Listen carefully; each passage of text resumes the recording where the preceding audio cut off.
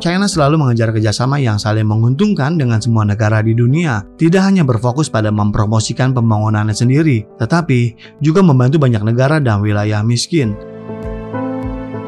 Sejak China berdiri hingga saat ini, China telah aktif membantu banyak negara, dan Venezuela di Amerika Selatan adalah salah satunya. Menurut informasi yang dirilis oleh China, Venezuela saat ini berhutang 51 miliar dolar Amerika kepada China. Ini bukan jumlah yang kecil bagi negara seperti Venezuela, dan untuk membayar hutangnya kepada China, Venezuela memutuskan untuk menggunakan sebuah pulau untuk melunasi hutangnya. Dan ketika Amerika Serikat mendengar berita itu, mereka sangat marah dan bahkan sangat menentang penggunaan pulau oleh Venezuela untuk mengimbangi hutangnya. Lantas, apa yang terjadi di pulau itu dan mengapa Amerika Serikat sampai begitu marah mendengarnya?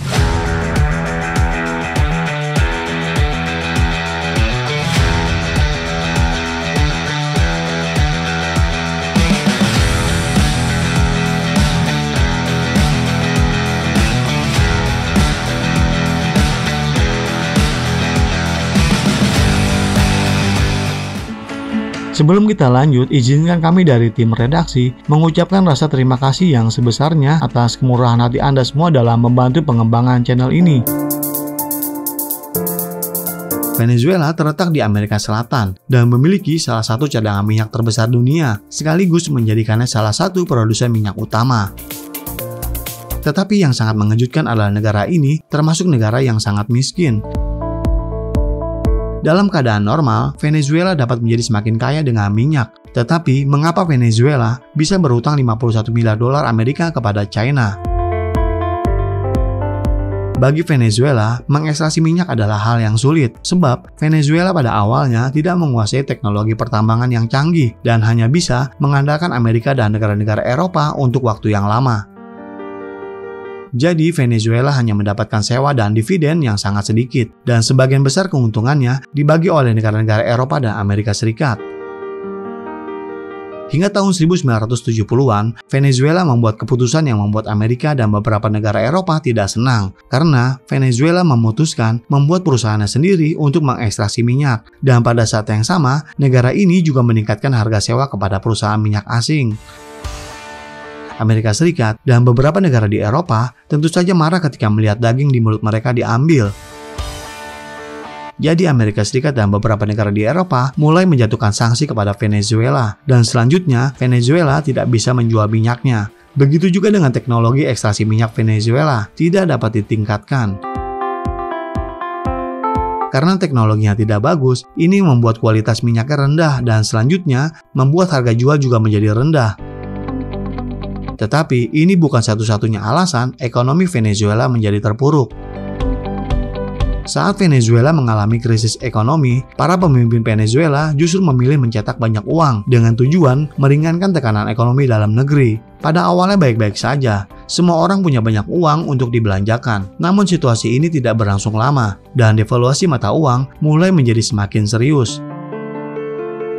Pada akhirnya, Venezuela mengalami inflasi, hingga uang nasional Venezuela lebih murah daripada kertas bekas. Dan untuk dapat mempertahankan negaranya, Venezuela hanya dapat meminjam uang dari negara lain. Saat ini, hutang luar negeri Venezuela mencapai 100 miliar dolar Amerika Serikat, dan data akuratnya mungkin bisa lebih besar lagi. Di antara utang luar negeri Venezuela, hutangnya kepada China mencapai 51 miliar dolar Amerika Serikat. Dan situasi keuangan Venezuela sangat buruk hingga berada di ambang kehancuran. Tetapi Venezuela percaya bahwa mereka tidak boleh gagal dalam membayar pinjamannya ke China dan berjuang untuk membayar hutang luar negerinya.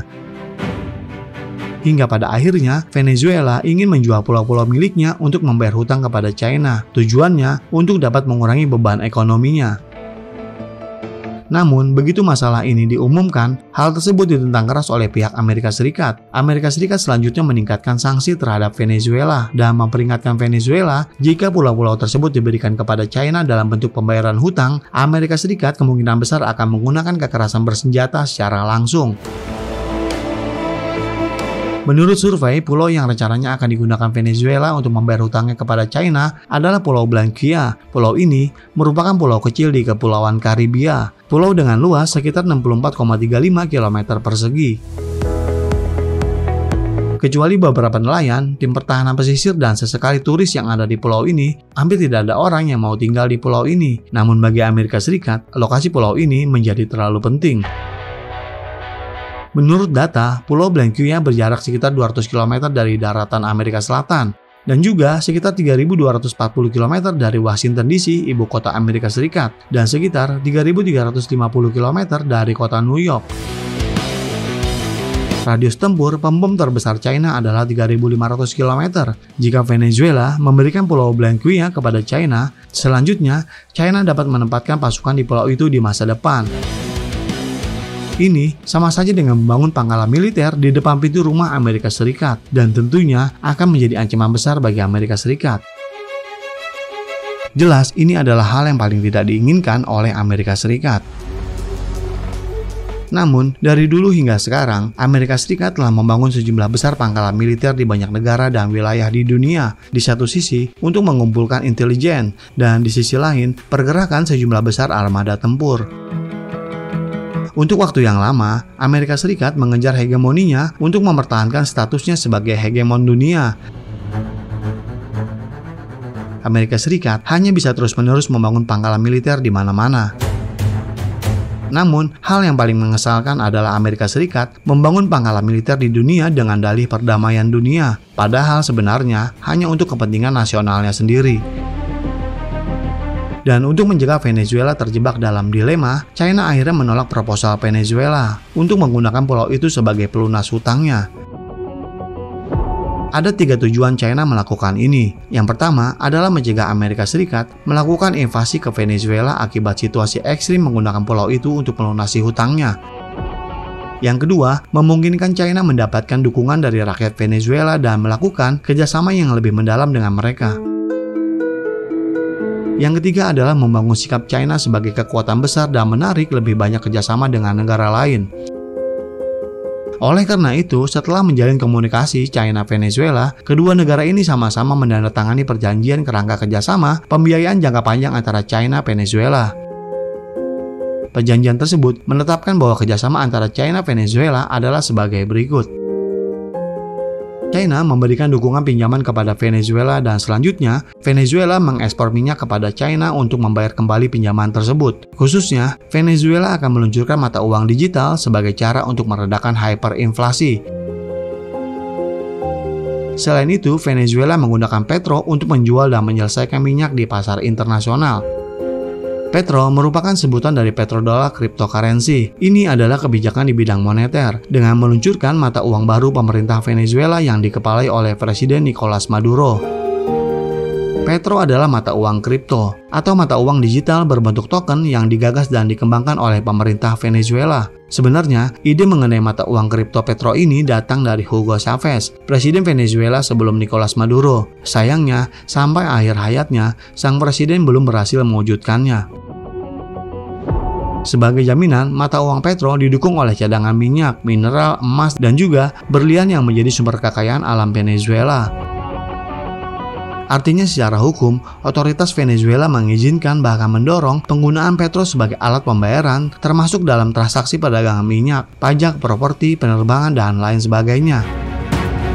Penetapan harga Petro didasarkan pada harga minyak, di mana 1 Petro setara dengan 1 barel minyak. Sementara, harga minyak Venezuela ditentukan oleh Kementerian Minyak dan Pertambangan Venezuela. Misalnya saat ini mencapai kisaran $60 Amerika Serikat per barel. Jadi 1 unit Petro dibanderol sebesar $60 Amerika Serikat.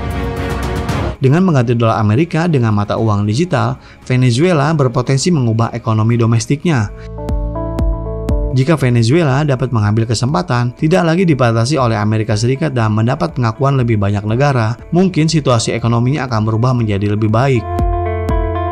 Venezuela pernah ingin meniru China, membangun zona ekonomi khusus untuk memperbaiki situasi ekonomi domestiknya, tetapi tidaklah mudah untuk meniru model China. Akan tetapi, semua ini sudah menunjukkan bahwa Venezuela sudah berada di jalur kerja keras.